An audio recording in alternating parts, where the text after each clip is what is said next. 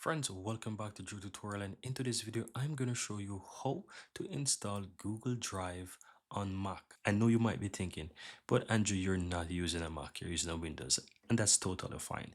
Now, the steps that I'm about to share with you, I can guarantee you it will be pretty straightforward so that you can install this on your Mac. So let me show you, for example, on my Windows here, right? If I go to my this PC, I have Google Drive here available, and I can open that and I can open up my drives, and you see all of my files here. Pretty straightforward and working perfect. So how do you do that for Mac? Let me not waste any more of your time. I'm going to open up a browser window here and go over to my Google Drive here. So as you can see, I'm in Google Drive. Now, once you're here, you want to click on computers on the upper left hand side.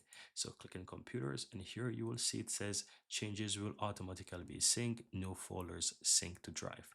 And that's fine. So just simple click and learn more, and you'll be taken over to this page here where you have the option to install it for Windows and Mac. As it says here, install and set up drive for desktop for Mac OS. So very easy stuff there. So click this drop down here, guys, and here you see you have the option to download the drive for Mac. So all you have to do, just simply go ahead and click on this download, and as you can see, it's downloading. Of course, I won't be able to run this on my computer, but for you who are using a Mac, you will be able to see that you have this download file here. And as you can see, I have the DMG file.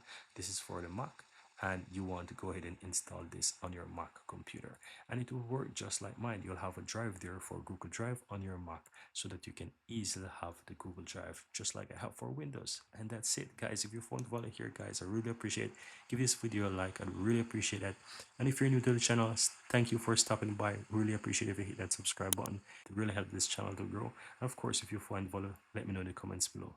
Thank you guys for watching, and I'm looking forward to see you in the next one.